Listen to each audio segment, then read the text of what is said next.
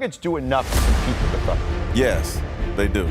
They took them to a Game 7 without this team, which is a better team and perhaps even better on paper than the one that won a championship. You got Cam Johnson, Valanciunas, which I think people are sleeping on that pick. What happens when the best player in the world finally gets a complete team? You get this, the version of the Denver Nuggets the NBA never wanted to see. Jokic, 15-footer on the way, do it over Rudy Gobert. Here's what should keep the rest of the West up at night. They're healthier, deeper, and more dangerous than the team that demolished everyone in 2023.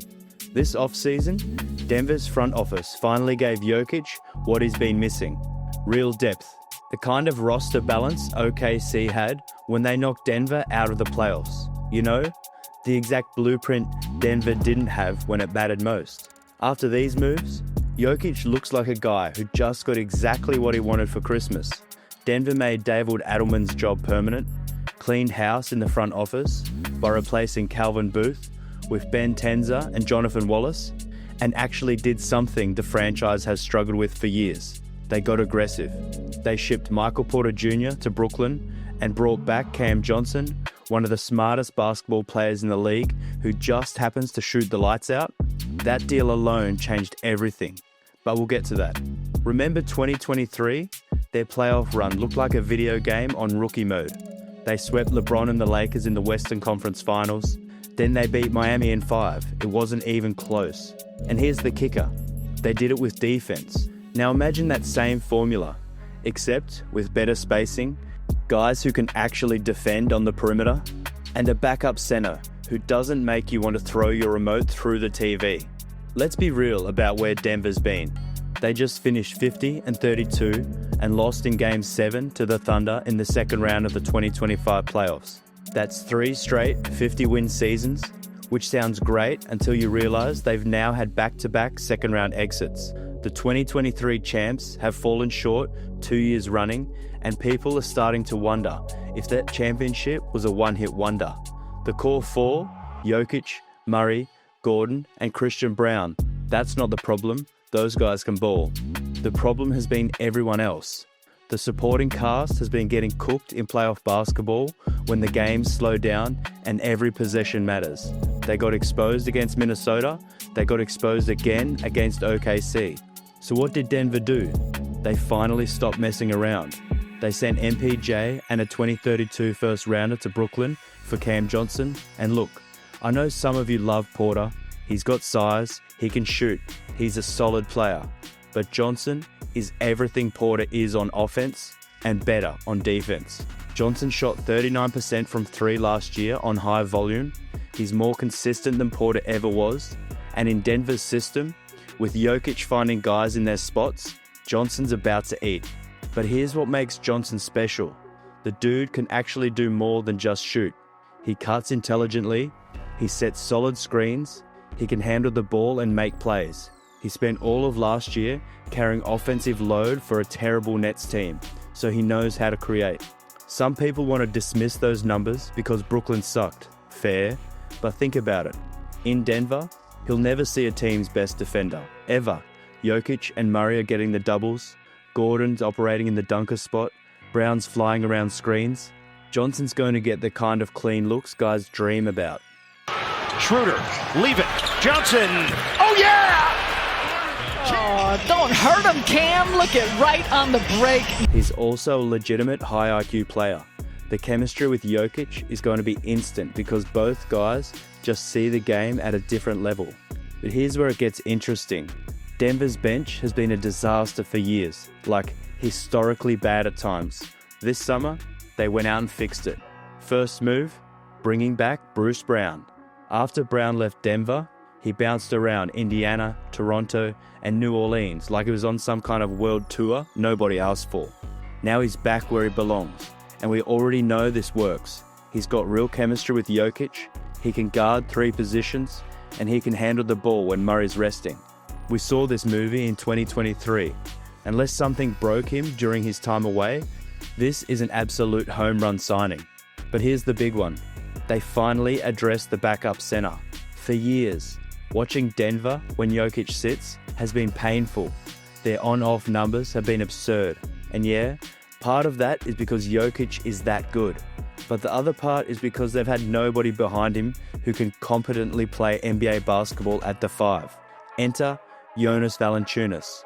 Look, he's not going to give you 20 and 15 every night, but you know what? Denver doesn't need that. They need a professional big who can grab boards, finish around the rim, and not get played off the floor in 8 minutes. Valanciunas has averaged 13 points and 9 rebounds over 13 NBA seasons. He had 5 straight years of double-doubles with Memphis and New Orleans. The guy knows what he's doing.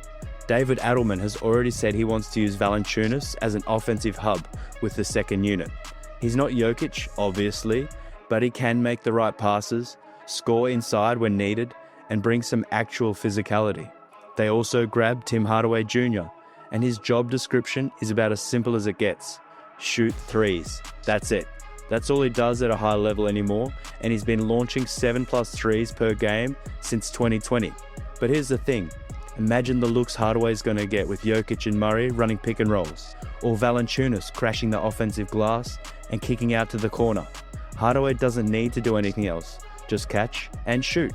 Add it all up, and Denver crushed this offseason. Bias. Way outside for Hardaway Jr. The long gun goes. They addressed every major hole, and if training camp is any indication, this team might be scarier than the one that won it all. The revamped bench has already caught Jamal Murray's eye, and when your point guard is hyped about the bench in October, that means something.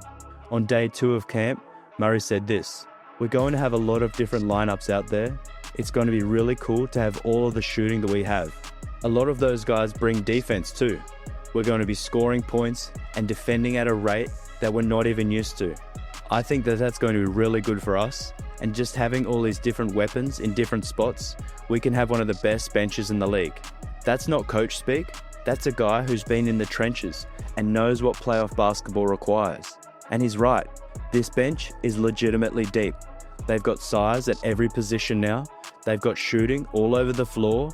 They've got versatility and guys who can actually play multiple roles. On paper, this is one of the most balanced benches in the NBA. And it's not just the new guys. Denver still has Peyton Watson and Julian Strawther developing on the wing. Both showed flashes last year and got real playoff minutes against actual competition. Then there's Deron Holmes. This kid might be the X factor nobody's talking about. One of Denver's assistants straight up said Holmes is a rotation guy from day one. Said he's a beast on both ends who can shoot and create off the dribble as a big. That's the kind of depth Jokic has never had. Not even close. Here's the deal though. Depth only matters to a point. When May and June roll around, championships come down to your top 2 or 3 guys. Can they take over when it matters? Can they close games? Jokic? Yeah, he's good. That's handled. But what about everyone else? The Nuggets haven't had an all-star not named Nikola Jokic since Carmelo Anthony in 2011. Think about that. It's been 14 years since anyone else on this team made an all-star game. Denver hasn't had 2 all-stars in the same season since 2010, when Melo and Chauncey Billups were running things. That might actually change this year. Looking at the 2026 All-Star game, there's a real chance Murray finally gets in. He's been close for years, but this year could be the year it happens. If Denver is one of the top 2 or 3 seeds in the West, and with this roster, they should be, voters might finally notice. Add in the new international format for the All-Star game, and Murray's chances look pretty good. But even with all these upgrades, there's still one massive question mark hanging over everything. Can they actually defend? Even if Murray plays like an all-star for 82 games and deep into the playoffs, Denver's biggest issue is still on the defensive end. Let's talk numbers for a second. Over the last 9 years, Denver has never ranked worse than 7th in offensive efficiency. Never. That's all Jokic. The guy isn't just the most high-efficient, high-volume scorer in NBA history. He's legitimately one of the greatest passers we've ever seen. Think prime Magic Johnson or Larry Bird level vision. But defense? That's been rough. Last season, Denver's defense fell to 21st in the league. They gave up 1.4 more points per 100 possessions than average. That was their worst defensive rating in 7 years. And here's the crazy part. Jokic leads the league in on-off differential by a mile. The Nuggets are 20 points per 100 possessions better when he's on the floor. That's insane. But even his minutes weren't great last year on defense. Denver allowed 4.5 points more per 100 possessions with him playing compared to the year before. Want to know the scariest stat? Opponents shot 70% at the rim when Jokic was on the floor last season. That's the worst rim protection mark of his career. Worse than Karl Anthony Towns, who everyone kills for his defense. But look, Jokic isn't Rudy Gobert. He's never going to be a rim protector. When he doesn't have the right angle or gets caught out of position, he's just not quick enough to recover. Denver knew they had to do something about it. This summer, they made some subtle but important defensive moves. They replaced Porter and Russell Westbrook, who played the second and fifth most minutes last season, with Cam Johnson and Bruce Brown. They brought in Valanciunas to protect the rim when Jokic rests. Those changes matter more than people think. Last year, Denver's defense completely collapsed to 116.2 points per 100 possessions with Westbrook on the court. Their starting lineup gave 114.4 points per 100 minutes in 426 minutes.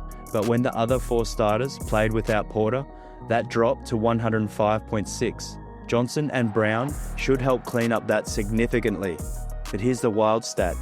According to Second Spectrum, no player in the NBA was the tagger on more screens than Porter last season. That's the defender who has to help in the paint and slow down the roll man. When you're tagging, the rest of the defense has to rotate. And if those rotations aren't perfect, the offense gets clean looks. Johnson's taking over that role now, and his ability to read the offense, help at the right time, and recover to shooters is going to be critical.